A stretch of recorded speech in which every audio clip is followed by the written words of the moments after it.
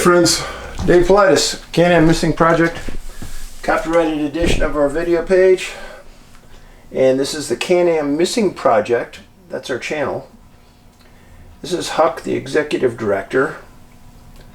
And her name is Huck L. Berry, like Huckleberry. Oh yeah, you're a good girl. And she is a really good girl. You're a good girl. All right.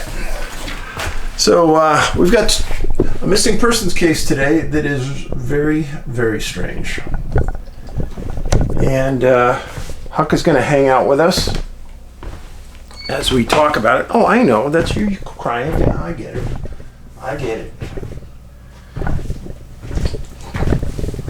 Well, I hope you're having a good summer, because we are. Weather cooled off up here in Montana. We've got friends and relatives in Colorado that are sitting on the edge of their seat right now. 4 fires outside of Denver in the hills. We've got a series of friends and relatives that are quite nervous. Their fires are within 6 to 10 miles of their house, and that can happen overnight. So I hope you're not anywhere near one of those disasters. Last couple of days on the comments on some of the videos, many of you have asked, well, Dave, why are the prices so high on the books on Amazon? I guess the word hasn't gotten out. We do not sell on Amazon. My Missing 411 books sell anywhere from $50 to $150, $200 sometimes for a book on Amazon. You can buy them on our website for $25. Our website is NA, like North America, nabigfootsearch.com. And you can watch our movies right now for free. Go to Tubi. Just go to Yahoo or Google and put in Tubi, T-U-B-I.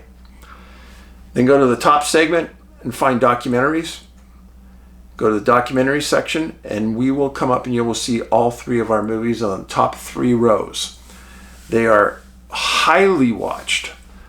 And Missing 411, Missing 411 The Hunted, and Missing 411 The UFO Connection. Please pass these out to your friends. Get them out there. Sometimes I get hammered because, Dave, you never do anything for free.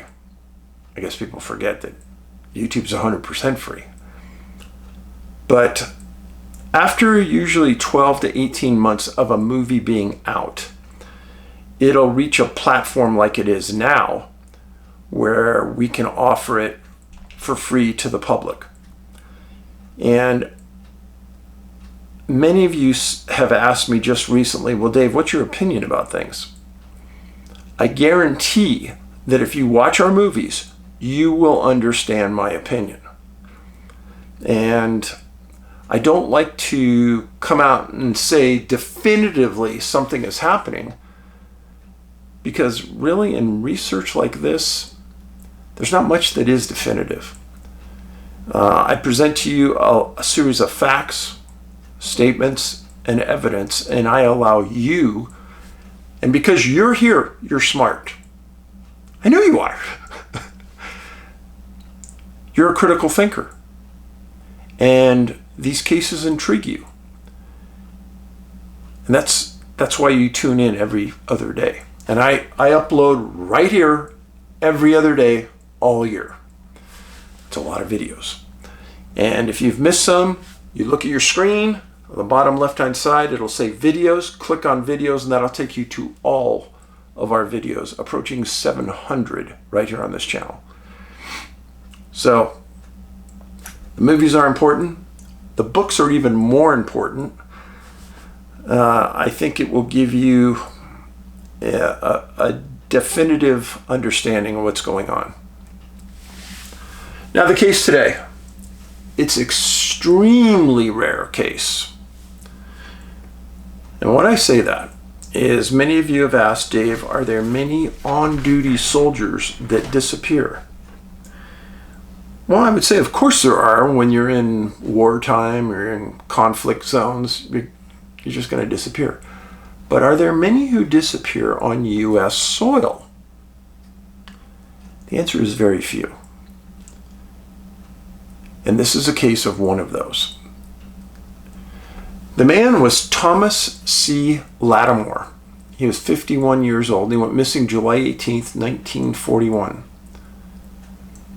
Now, if you're a history buff, that date should ring pretty close to a very important date in world history, and I'll get to it in a second. He was a captain in the U.S. Navy assigned to Pearl Harbor. And he was the captain of a big ship called the USS Dobbin. Now, I don't expect you to know much about the Dobbin, but I'm going to show you. This is it right here. The ship was launched May 5th, 1921. It was 12,450 tons, 483 feet long. Speed was 16 knots. And it was a destroyer tender assigned to the Pearl Harbor fleet.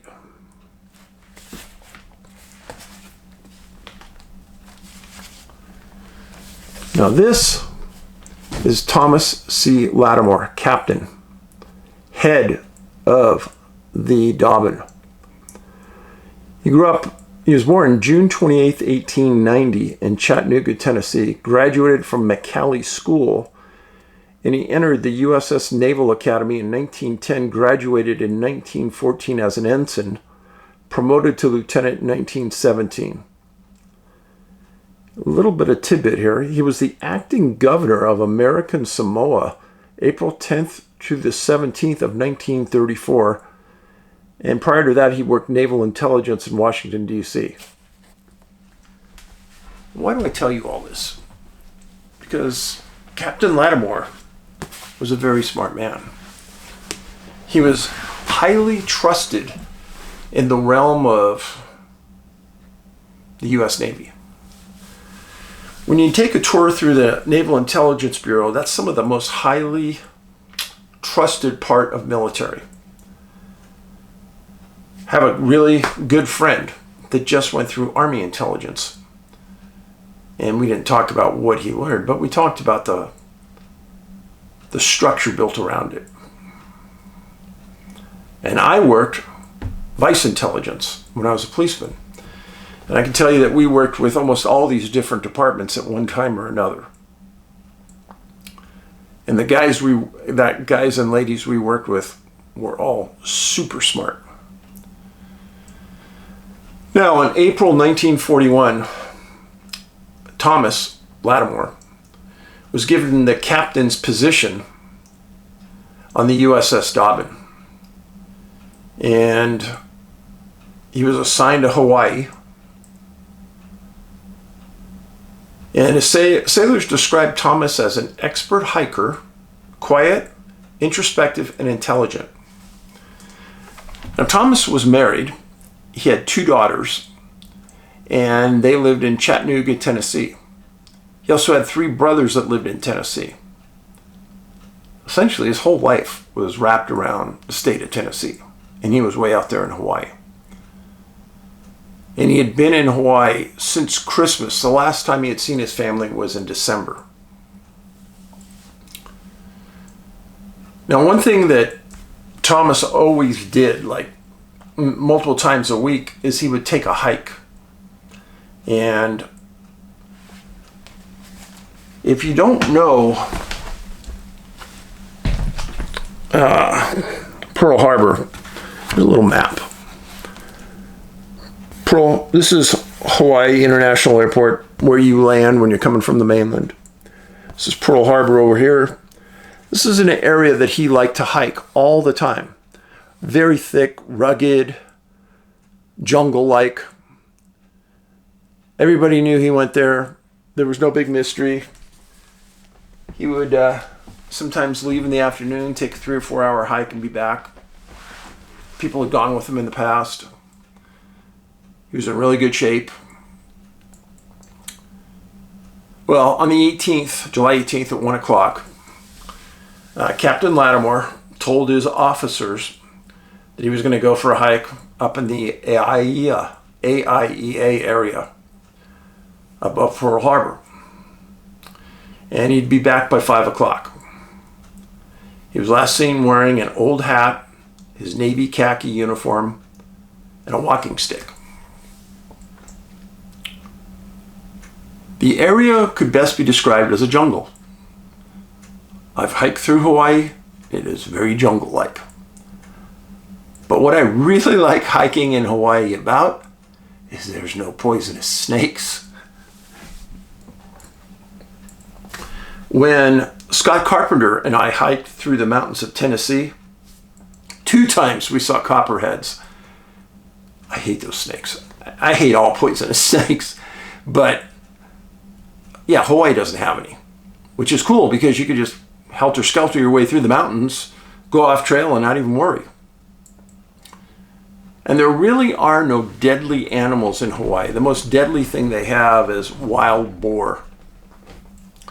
And they got some pretty good tusks, and if they want to go after you, they can hurt you pretty good, but that's about it.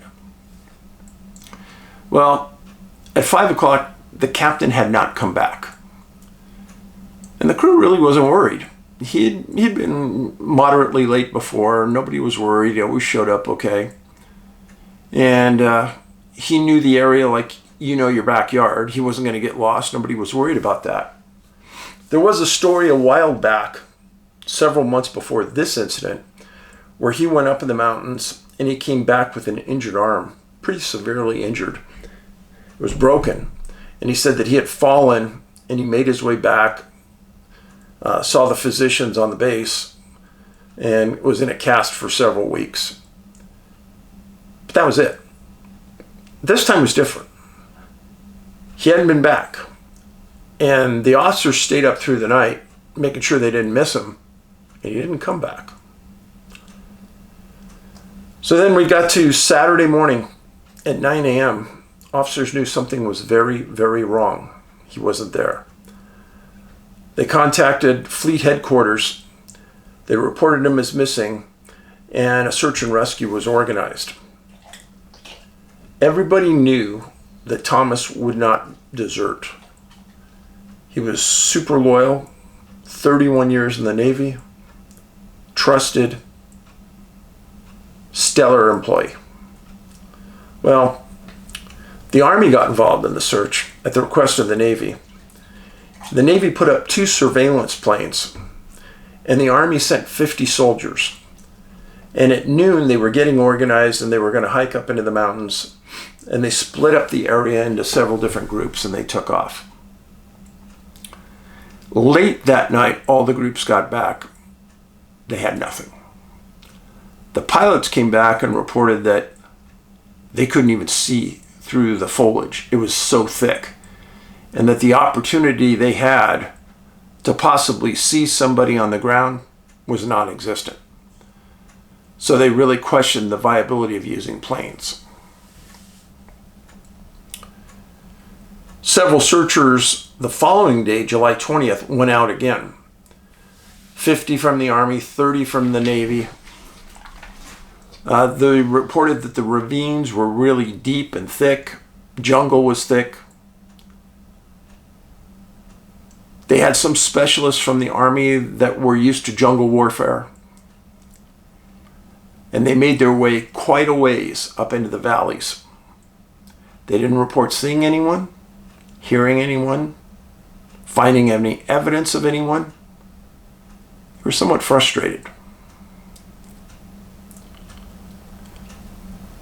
July 21st. Again, same numbers. But this time the Navy contributed a little more. Almost 100 people in total went up, broke that area up into grids, and searched. They made a request for canine dogs, which was granted. And they also made a request for tracking experts, which was granted. The area was described as super hot, super humid, difficult to get through.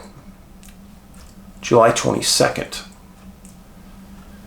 80 soldiers were on the mountain in hot and humid conditions, and they worked in relays and grids. They didn't want to put anybody up on that mountain for a full 4 or 5 hours straight because it was too hot and too humid. So they worked in relays. They worked from 6 a.m.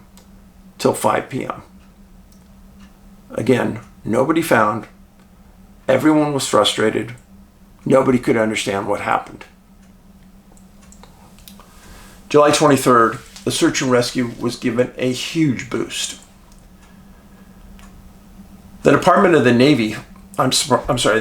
the Army sent 3 expert trackers, Sergeant Joe Mild, Sergeant Art Zanotti, and Private A.J. Pierce, sent from Fort Shafter. And they were the first ones on the mountain, and they were looking for special indications of a track. They knew what kind of shoes Thomas was wearing, so they knew what kind of track they should be looking for. And nobody had reported seeing it. And then, arriving right behind them were 2 tracking canines and their handlers from Schofield Barracks. These dogs went into a different area of the mountain, different than the trackers. And then in the afternoon, they were going to flip-flop and change positions. Both groups arrived at about 5 a.m., searched till dark.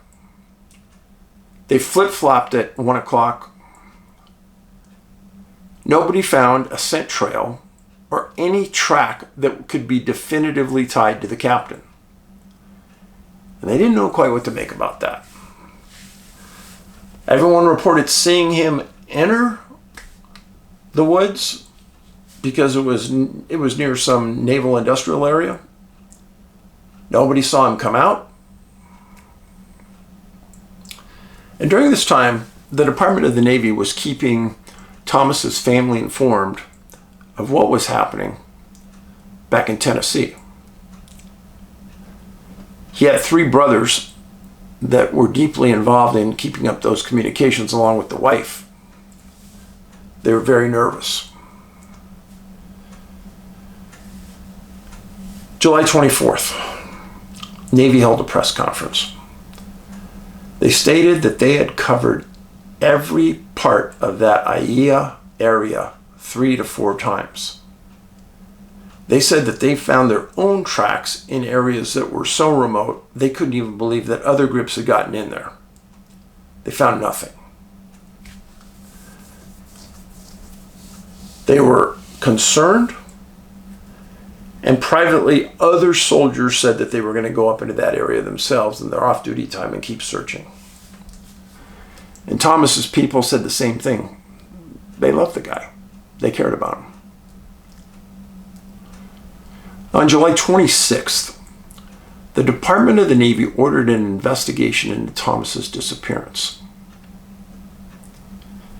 He was a highly trusted 31-year employee. Simultaneously and quietly and behind the scenes, Oahu police had also been doing an investigation because they also had jurisdiction, and they assigned a detective named Anthony Paul to the case. And Anthony worked outside the bounds of the Navy and the Army. But he got other firefighters from Oahu and other police officers on horseback to go up into the area of where Thomas was last seen and search it. And they were searching after the Department of the Navy went in.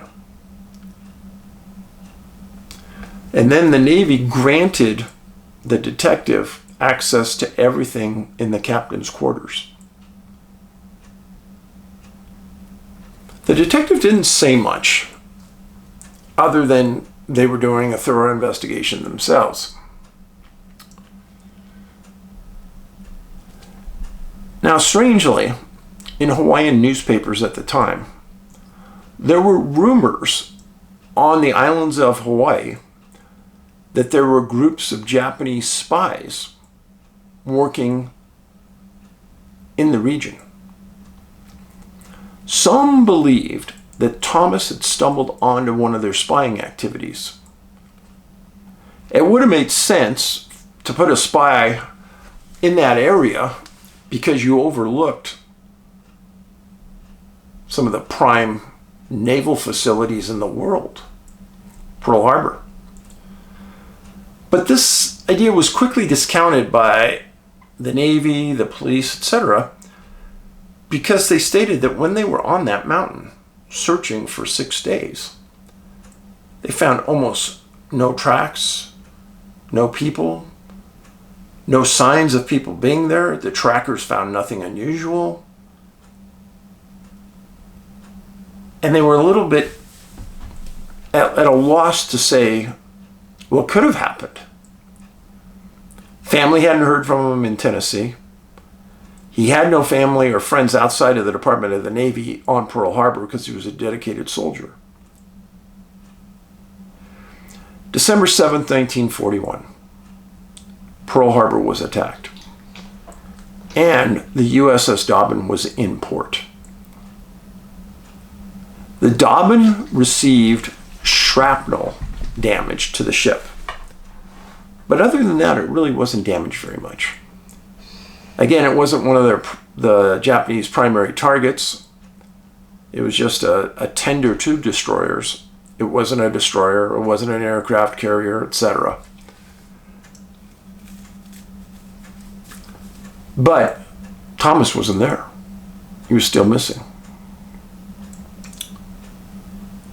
Now we move forward to August 12th, 1942.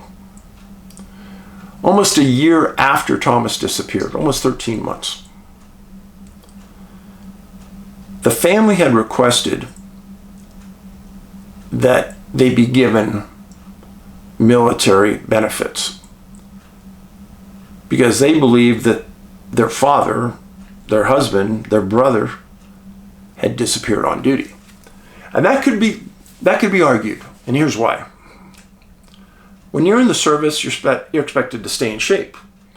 Well, let's say if he went on a run around the base and he broke his leg, that would be on-duty injury. Well, the way Thomas stayed in shape is he went on hikes on duty time. Sounds normal to me. Well, August 12th, 42, the federal judge overseeing the case declared that Thomas Latimore was legally deceased. And this allowed the family to get death benefits from Thomas's service in the Navy. The will he had left his estate to his wife and his 2 daughters in Chattanooga. And the family received the naval life insurance benefit. The judge deemed the date of his death as July 18th, 1941, the day he disappeared.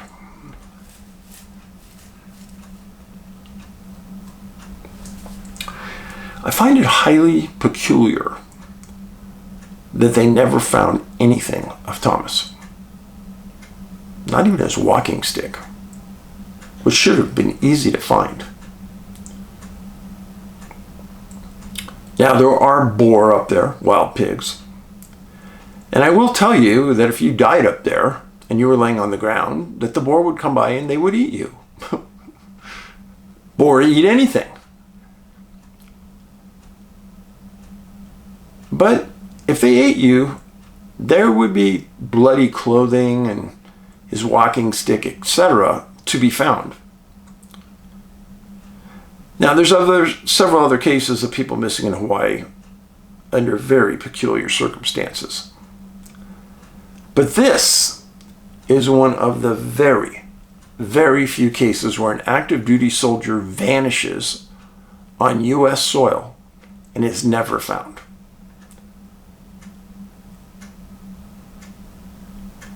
Now, truth be told, it was just 4 months after Thomas disappeared that the Japanese attacked Pearl Harbor.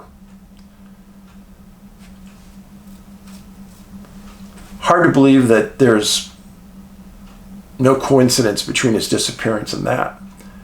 I do believe the searchers that they covered that mountain from top to bottom, probably every foot of it like they said. And if they said that they didn't find any other tracks up there, etc., I believe them. But Thomas C. Latimore, what happened to him? I really, really don't know. I'm sure that his daughters, who may still be alive, are wondering the same thing. I appreciate you being here.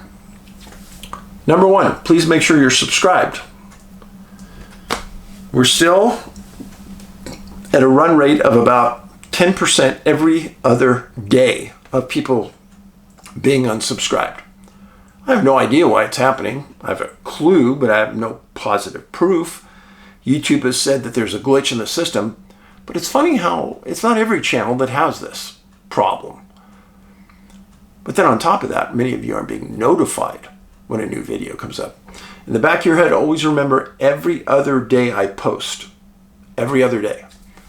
And that's my guarantee to you.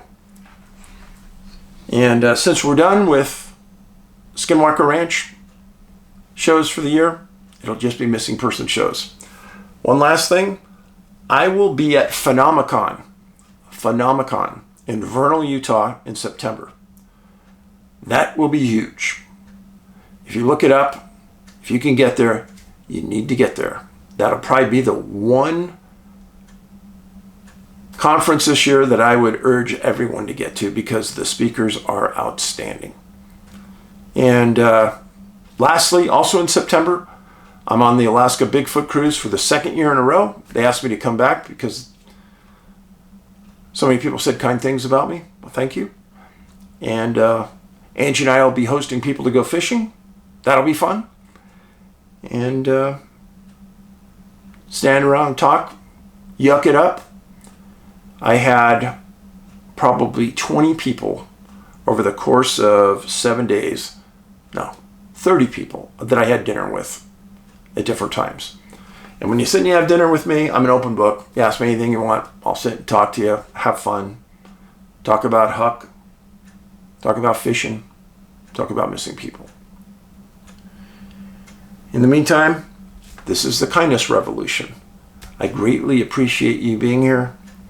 I promise you a safe atmosphere to comment. You won't be attacked. There's not going to be any swearing on my channel, on the comments, I guarantee it.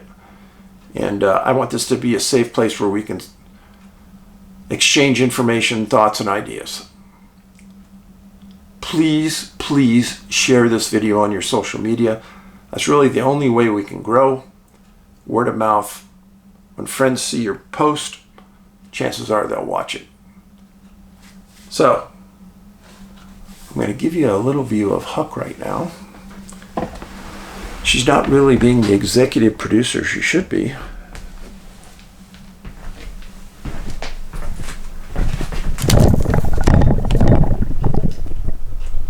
She's almost snoring right now.